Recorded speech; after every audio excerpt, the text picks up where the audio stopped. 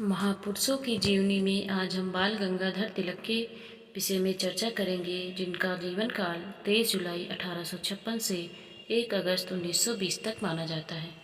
बाल गंगाधर तिलक का जन्म 23 जुलाई 1856 रत्नागिरी में महाराष्ट्र में और मृत्यु 1 अगस्त 1920 मुंबई में हुई। बाल गंगाधर तिलक विद्वान, गणितज्ञ, दार्शनिक और उग्र राष्ट्रवादी व्यक्ति थे, जिन्होंने भारत की स्वतंत्रता की नींव रखने में सहायता की। उन्होंने इंडियन होम रूल लीग की स्थापना सन 1914 ईस्वी में की और उसके अध्यक्ष रहे तथा सन 1916 में मोहम्मद अली जिन्ना के साथ लखनऊ समझौता किया, जिसमें आज़ादी के लिए संघर्ष में हिंदू मुस्लिम एकता का प्रावधान था। जीवन परिचय। बाल गंगाधर तिलक का जन्म 23 जुलाई सन 1856 ईस्वी को भारत के रत्नागिरी नामक स्थान पर हुआ था। इनका पूरा नाम लोकमान्य श्री बाल गंगाधर तिलक था। तिलक का जन्म एक सुसंस्कृत मध्यम वर्गीय ब्राह्मण परिवार में हुआ था। उनके पिता का नाम श्री गंगाधर रामचंद्र तिलक था। श्री गंगाधर रामचंद्र तिलक पहले रत्नागिरी में सहायक अध्यापक थे और फिर पूना तथा इसके बाद थाड़े में सहायक उप शैक्षिक निरीक्षक हो गए थे। वे अपने समय के अत्यंत लोकप्रिय शिक्षक थे। उन्होंने त्रिकोणमिति और व्याकरण पर पुस्तकें लिखीं जो प्रकाशित हुईं, तथापि वह अपने पुत्र की शिक्षा दीक्षा पूरी करने के लिए अधिक समय तक जीवित नहीं रहे। लोकमान्य तिलक के पिता श्री गंगाधर रामचंद्र तिलक का सन 1872 में निधन हो गया। शिक्षा। बाल गंगाधर तिलक अपने पिता की मृत्यु के बाद 16 वर्ष की उम्र में अनाथ हो गए। उन्होंने तब भी बिना किसी व्यवधान के अपनी शिक्षा जारी रखी और अपने पिता की मृत्यु के 4 महीने के अंदर मैट्रिक की परीक्षा पास कर ली। वे डेक्कन कॉलेज में भर्ती हो गए और फिर उन्होंने 1876 में बीए ऑनर्स की परीक्षा वहीं से पास की। सन 1879 ईस्वी में उन्होंने बम्बई विश्वविद्यालय से एलएलबी की परीक्षा पास की और कानून की पढ़ाई करते समय उन्होंने आगरकर से दोस्ती कर ली, जो बाद में फर्ग्यूसन कॉलेज के प्रिंसिपल हो गए। दोनों दोस्तों ने इस बात पर विचार करते हुए अनेक रातें गुजारी कि वे देशवासियों की सेवा की कौन सी सर्वोत्तम योजना बना सकते हैं। अंत में दोनों ने संकल्प किया कि वे कभी सरकारी नौकरी स्वीकार नहीं करेंगे तथा नई पीढ़ी को सस्ती और अच्छी शिक्षा प्रदान करने के लिए प्राइवेट स्कूल और कॉलेज चलाएंगे। उनके साथी छात्र इस आदर्शवादी बातों पर उनकी हंसी उड़ाते थे, लेकिन इन उपहासों या बाहरी कठिनाइयों का कोई असर उन दोनों के उत्साही युवकों पर नहीं हुआ। सार्वजनिक सेवा। तिलक जी ने स्कूल के भार से स्वयं को मुक्त करने के बाद अपना अधिकांश समय सार्वजनिक सेवा में लगाने का निश्चय किया। अब उन्हें थोड़ी फुर्सत मिली थी।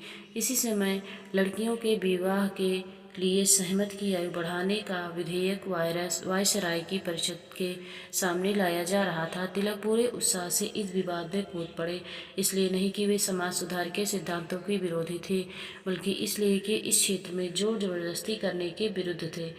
सहमति आयु का विधेयक, चाहे उनके लक्ष्य उद्देश्य कितने ही प्रशंसनीय क्यों न हो, वास्तव में हिंदू समाज में सरकारी हस्तक्षेप से सुधार लाने का प्रयास था।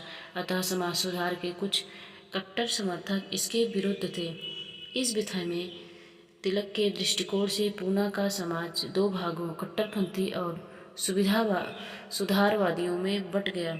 दोनों के बीच की खाई नए मतभेदों एवं नए झगड़ों के कारण बढ़ती गई। समाचार पत्र का प्रकाशन। इसके बाद उन्होंने 2 साप्ताहिक समाचार पत्रों, मराठी में केसरी और अंग्रेजी में द मराठा के माध्यम से लोगों की राजनीतिक चेतना को जगाने का काम शुरू किया।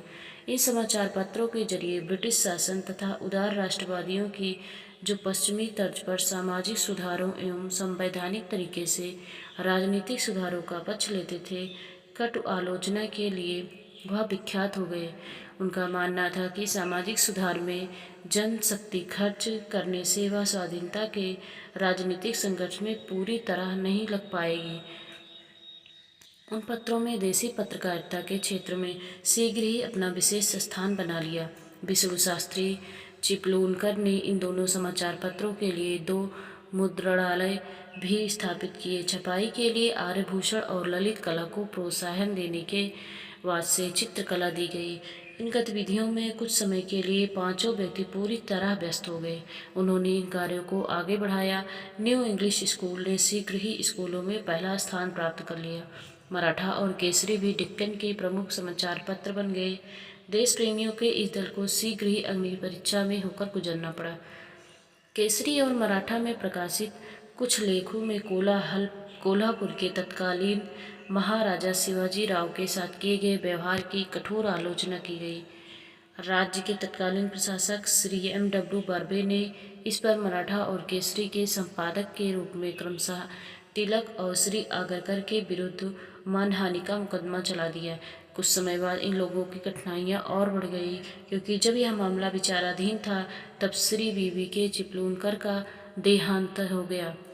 इसके बाद तिलक और आगरकर को दोषी पाया गया। उन्हें 4-4 महीने की साधारण कैद की सजा सुना दी गई। स्वतंत्रता संग्राम। नरम दल के लिए तिलक के विचार। भारतीय राष्ट्रीय कांग्रेस के नरम दल के लिए तिलक के विचार जरा ज़्यादा ही उग्र थे। नरम दल के लोग छोटे सुधारों के लिए सरकार के पास वफादार प्रतिनिधिमंडल भेजने में विश्वास रखते थे। तिलक का लक्ष्य स्वराज था, छोटे मोटे सुधार नहीं, और उन्होंने कांग्रेस को अपने उग्र विचारों को स्वीकार करने के लिए राजी करने का प्रयास किया। इस मामले पर सन 1907 ईस्वी में कांग्रेस के सूरत अधिवेशन में नरम दल के साथ उनका संघर्ष भी हुआ।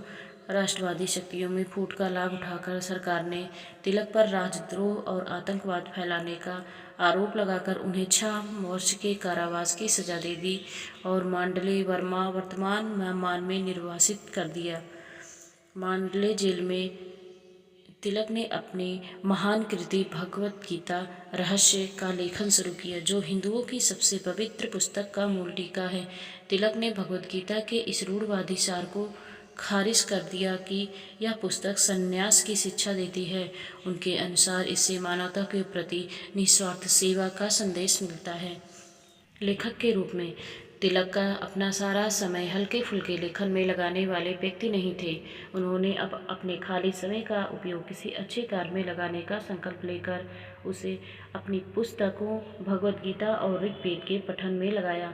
वेदों के काल निर्धारण से संबंधित अपने अनुसंधान के परिणाम स्वरूप उन्होंने वेदों की प्राचीनता पर निबंध लिखा, जो गणित ज्योतिषीय अवलोकन के प्रमाणों पर आधारित था। उन्होंने इस निबंध का सारांश इंटरनेशनल कांग्रेस ऑफ ओरिएंटलिस्ट के पास भेजा, जो 1892 में लंदन में हुई। अगले वर्ष उन्होंने इस पूरे निबंध को पुस्तकाकार में दी ओरियंस या the research into the antiquity of the Vedas शीर्षक के अंतर्गत प्रकाशित किया।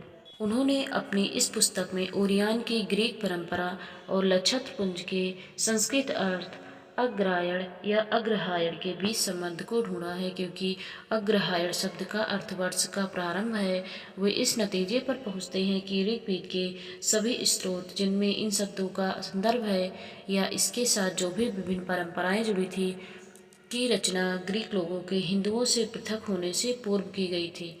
यह वह समय रहा होगा जब वर्ष का प्रारंभ सूर्य के ओरियन मृगशिरा नक्षत्रपुंज में रहते समय अर्थात ईसा से 4000 वर्ष पहले होगा।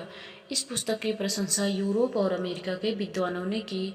अब यह कहा जाता है कि तिलक के निष्कर्षों का लगभग सभी ने स्वीकार कर लिया है। अनेक प्राच्यविदों जैसे कि मैक्स मुलर, वेबर, जेकोबी और विटने ने लेखक की विद्वता और मौलिकता को स्वीकार किया है। पुस्तक के प्रकाशन के बाद तिलक ने कुछ समय तक प्रोफेसर मैक्स मुलर और वेबर के साथ पुस्तक में उठाए गए कुछ भाषा विज्ञानीय प्रश्नों पर दोस्ताना पत्र व्यवहार किया। इसके परिणाम स्वरूप दोनों पक्ष इस बात पर सहमत हुए कि इस विषय के पक्ष और विपक्ष में बहुत कुछ कहा जा सकता है। मृत्यु। सन 1919 में कांग्रेस की अमृतसर बैठक में हिस्सा लेने के लिए स्वदेश लौटने के समय तक तिलक इतने नरम हो गए कि उन्होंने मॉन्टेग्यू चेम्सफोर्ड सुधारों के जरिए स्थापित लेजिस्लेटिव काउंसिल विधायी परिषदों के चुनाव के बहिष्कार की गांधी की नीति का विरोध नहीं किया। इसके बजाय तिलक ने क्षेत्रीय सरकारों में कुछ हद तक भारतीयों की भागीदारी की शुरुआत करने वाले सुधारों को लागू करने के लिए प्रतिनिधियों को सलाह दी कि वे उनके प्रत्युत्तरपूर्ण सहयोग की नीति का पालन करें। लेकिन नए सुधारों को निर्णायक दिशा देने से पहले ही 1 अगस्त सन 1920 में मुंबई में तिलक की मृत्यु हो गई। उन्हें श्रद्धांजलि देते हुए महात्मा गांधी उन्हें आधुनिक भारत का निर्माता और नेहरू जी ने भारतीय क्रांति के जनक की उपाधि दी।